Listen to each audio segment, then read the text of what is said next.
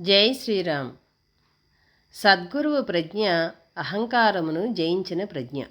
అందుచేత సద్గురువు ముందు ఎవరైనా నేను చాలా గొప్పవాడినని ప్రయత్నిస్తే ఏమీ మాట్లాడడు. అయి ఉండుగాక శుభము అంటాడు. ఈ పరాక్రమము హనుమంతుడిది. సుగ్రీవుడికి తెలియదు, వాలికి తెలుసు. హనుమంతుడు గర్భంలో ఉన్నప్పుడే వాలి సంహరించడానికి పూనుకుంటాడు. ఎందుకంటే తనకన్నా చాలా బలవంతుడు పుట్టబోతున్నాడు అని తెలుస్తుంది. అతని ముందు తను ఏమాత్రమూ పనికిరాడని తెలుస్తుంది. ఆ సందర్భంలో వాలి హనుమంతుని సంహరించడానికి ప్రయత్నం చేస్తాడు. అప్పుడు వీలు పడకపోతుంది. బాగా కాగిన బంగారము అంజనాదేవి యోనిలో పోస్తాడు కదా.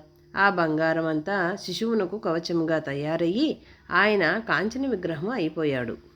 కాబట్టి అటువంటి కాంతివంతుడు ధైర్యవంతుడు. ఆ రహస్యము ఆయనకు తెలుసు, వాలికి తెలుసు.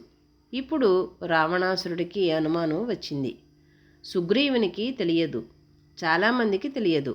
ఎందుకంటే రాజరహస్యాలు రాజుతోనే చచ్చిపోతాయి. అందుకని వాలి అట్లా దాచి ఉంచాడు. అట్లా క్షత్రియ ధర్మంలో రహస్యాలు దాచడము వంటిది అతి ఉత్తమమైనటువంటిది. అది ఎవరికీ కుదరదు. క్షాత్రధర్మము ఉండేవాళ్లే రాజరహస్యములు దాచి ఉంచుతారు.